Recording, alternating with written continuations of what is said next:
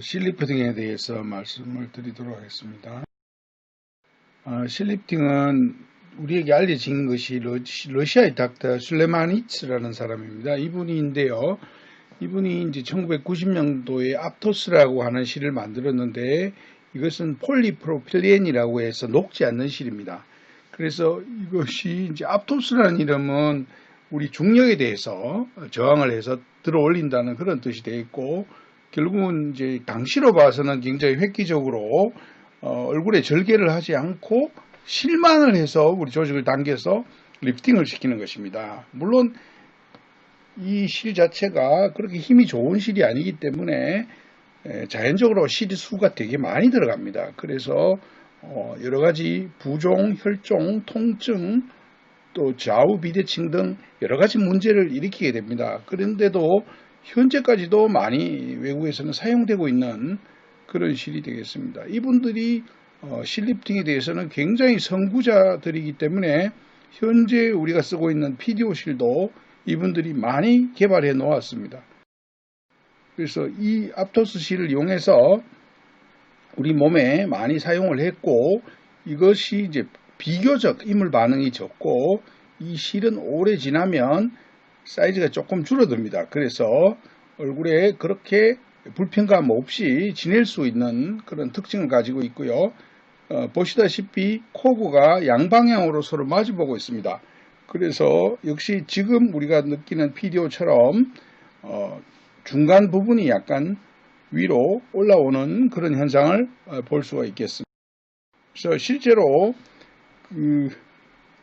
우리나라에서 굉장히 많이 쓰였던 실은 이지리프트라고 해서 이것을 카피한 실이 되겠습니다. 지금 이 환자의 얼굴에서 보는 것 같이 저렇게 많은 실을 넣어서 2년에 한 번 혹은 3년에 한 번씩 반복해서 시술을 했고, 이것이 이제 회복하는 데 시간이 많이 걸렸습니다. 그래서 지금은 약간 인기가 없어진 그런 방법이 되겠습니다.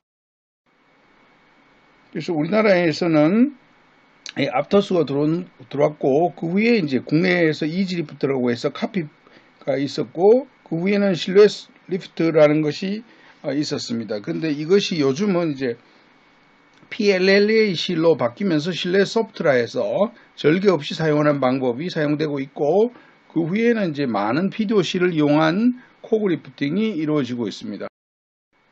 그래서 우리가 가장 많이 쓰는 것은 역시 가는 실을 이용한 PDO 실이 되겠는데요. 이것은 이제 우리가 융합을 해서 중합을 해서 만들어 가지고 쓰는 것이 되겠습니다. 이 PDO 실을 우리 몸에 쓰게 되면 즉각적인 리프팅 효과와 콜라겐 증가로 인한 피부 탄력이 좋아지는 것, 그리고 나중에 이제 성장인자들이 나와서 피부를 더욱 더 좋게 하는 그런 효과를 실험적으로 우리가 알 수가 있겠습니다.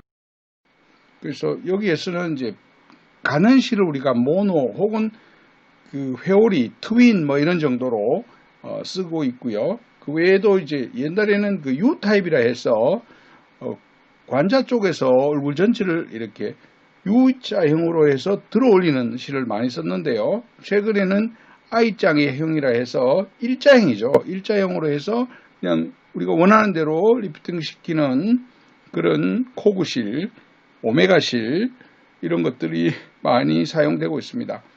그 후에 이제 우리가 큐티라든가 보브, V실, 코브라 같은 이런 실로 발전되어 왔습니다.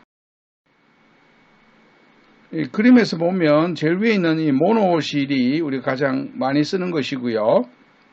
두 가닥으로 만든 것은 이제 세 번째 있는 더블실이 되겠고, 또 회오리 실이라 해서 네 번째 이런 실도 있겠습니다.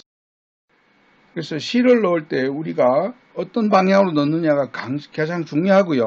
그 다음에 이제 그 실의 개수도 굉장히 중요합니다. 많이 넣을수록 효과가 더 크겠죠.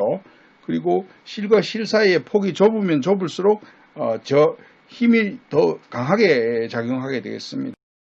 그래서 저도 10년 전에 많은 시술을 받아서 어떤 느낌인지를 잘 알고, 또 동물 실험에도 일부 참여를 해서 결과를 좀 공유하고 있습니다. 그래서 실을 이렇게 넣게 되면 실이 피하에서 이렇게 두 가닥으로 이렇게 보이게 됩니다. 그래서 이것을 마치 올빼미 눈이다 이렇게 조직학적으로 말한 적도 있습니다. 그리고 그 주변에는 이렇게 콜라겐이 재생이 되고 있습니다. 그래서 실을 놓고 나면 주변에 콜라겐이 형성이 되고 주변으로 파이브로시스가 진행이 되면서 좀 더 타이트닝이 일어납니다. 그리고 피부에 콜라겐이 많이 생성됨으로써 피부가 더 좋아지고 그런 현상이 오고요. 또 지방은 좀 줄어들게 됩니다. 그래서 얼굴이 작아지는 효과를 우리가 그대로. 그래서 실을 놓으면 긴 방향으로 이 수축이 일어납니다. 수축이 일어나서 더 짧아지죠. 짧아지면서 컨트랙션이 일어난다는 것을 우리가 알 수가 있습니다.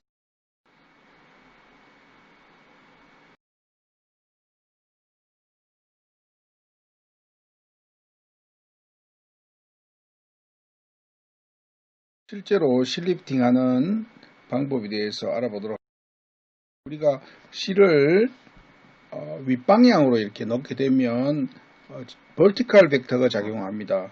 보통 실은 한 1.5cm 간격으로 넣는데요. 여기서 제일 중요한 것은 간격을 일정하게 이렇게 정해서 하는 것이 중요하고요. 그 다음에 더 밑으로 이렇게 넣는 것이 중요합니다.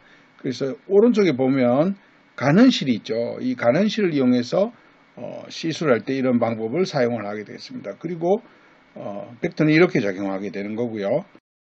귀 쪽으로 이렇게 당기고 싶을 때는 이렇게 PDOC를 넣으면 됩니다. 그러면 벡터가 이렇게 작용해서 얼굴에 리프팅이 됩니다.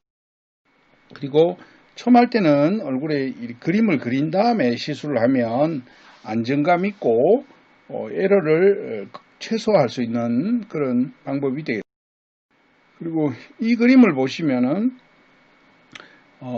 벡터는 기본적으로 위로 이렇게 작용을 하는데요.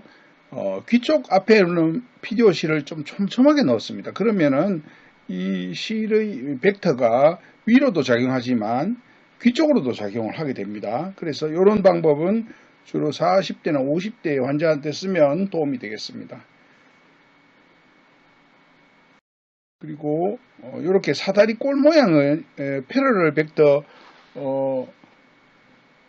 인서션 방법은 권한진 선생님이 개발한 방법인데요. 이 방법도 위쪽으로 갈수록 이렇게 빨간색으로 보이는 좀 촘촘하게 PDO를 넣습니다. 그래서 위와 오블라이크하게 그 실이 올라가도록 그렇게 하는 목적을 가지고 있습니다.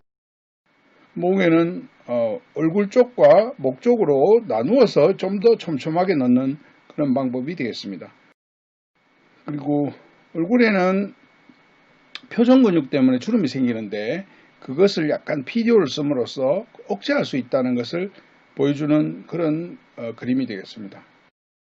그리고 동양인들은 서양인들에 비해서 퍼포레이팅 베슬이 많이 발달되어 있다고 합니다. 그래서 니들링 할 때 멍이 잘 든다고 해서 좀 더 주의를 하셔야 되겠습니다. 그리고 멍이 안 들도록 잘 눌러준다든가 마취를 용액을 쓴다든가 하는 것이 필요하겠습니다. 그리고 얼굴은 뒤에 나오겠지만은 이런 유지인대라는 것이 있어서 이것이 이제 얼굴이 처지는 것을 막아주는 중요한 역할을 하게 되겠습니다.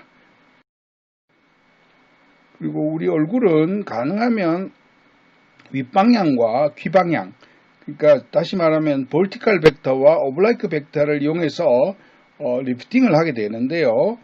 호주의 해박자인 맨델슨에 의하면 얼굴 앞쪽의 그 부분은 약간 무법을 하고요. 옆쪽의 얼굴은 비교적 고정이 되어 있다고 합니다. 그런데 이 중에서도 뒤쪽에 있는 부분은 좀 더 고정이 많이 되어 있고요. 그보다 약간 앞쪽에 있는 곳은 그래도 약간의 무법을 합니다. 그래서 우리가 리프팅 할 때 이 부분, 앞쪽에 있는 부분, 그리고 옆쪽 중에서도 좀 앞쪽에 있는 부분을 우리가 리프팅을 하는 대상이 되겠습니다. 그리고 나이가 들면 얼굴에 있는 모든 인대가 다 늘어나게 됩니다. 그래서 전체적으로 이렇게 늘어나는 트램볼린 이펙트가 일어나게 됩니다. 그래서 이것을 우리가 잘 알고 여기에 대응해서 시술을 하게 되겠습니다. 그래서 젊은 사람은 주로 리프팅을 할 때 위로만 이렇게 잘 당겨도 리프팅이 잘 됩니다. 그런데 나이가 드시면은 오블라이크한 패턴으로도 당겨 주어야만 우리가 원하는 정도의 리프팅이 이루어진다고 합니다. 그리고 나이가 들면 지방이 줄어든다든가 지방이 밑으로 처집니다. 그래서 이것을 좀 보충을 하거나 아니면은 지방의 위치를 변경시켜주는 리포지셔닝 시켜주는 것이 굉장히 필요하다.